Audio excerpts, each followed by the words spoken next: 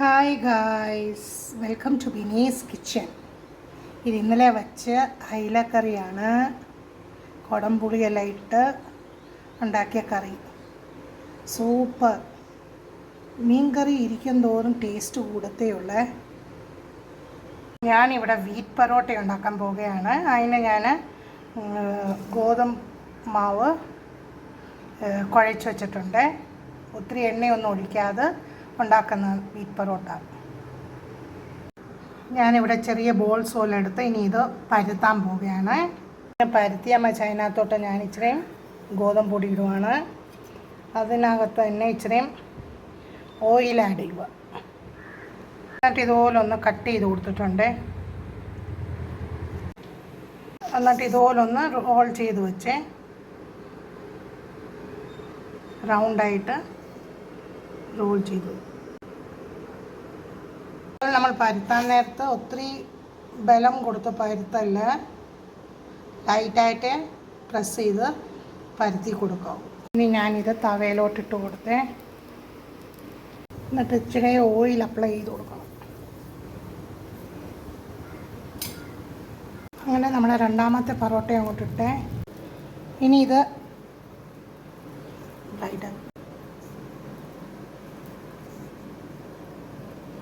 ഇനി ഇത് നല്ലപോലെ ഒന്ന് തട്ടി കൊടുക്കണം. നോക്കൂ, നമ്മുടെ സോഫ്റ്റ് വീറ്റ് പൊറോട്ട ലെയറായിട്ട് കിട്ടിയിട്ടുണ്ട്. അങ്ങനെ നമ്മുടെ വീറ്റ് പൊറോട്ട റെഡി. നോക്കൂ, വീറ്റ് പൊറോട്ട എന്ന് പറയാം, നൂൽ പൊറോട്ട എന്നൊക്കെ പറയാം. സൂപ്പർ. ഇവിടെ നല്ല കുടംപുളി ഇട്ട മീൻകറിയും പൊറോട്ടയും അടിപൊളിയാണ്. നല്ല ടേസ്റ്റാണ്. സൂപ്പർ.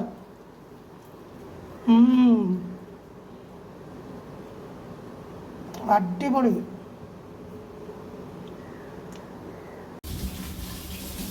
ഞാൻ വീറ്റ് പൊടി കുഴയ്ക്കാൻ നേരത്ത് അധികം അതിനകത്ത് ഓയിലൊന്നും ചേർത്തിട്ടില്ല, മുട്ടയും ചേർത്തിട്ടില്ല. ആസ് യൂഷ്വൽ ചപ്പാത്തി കുഴയ്ക്കുന്ന പോലെ കുഴച്ച് അരമണിക്കൂർ വെച്ചു. വച്ച് പിന്നെ ഉണ്ടാക്കിയത്. വീറ്റ് പൊറോട്ടയും മീൻ കറിയും അടിപൊളിയാണ്.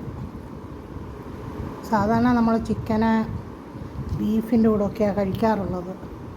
പക്ഷേ മീനിൻ്റെ കൂടെ കഴിക്കാൻ സൂപ്പർ,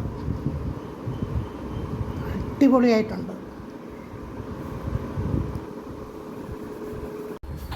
നിങ്ങൾ ഇതുപോലെ ഒന്ന് വീറ്റ് പൊറോട്ട ഉണ്ടാക്കി നോക്കണേ. വളരെ ഈസിയാണ്. Thanks for watching my video. Please like, share and subscribe my channel. Thank you.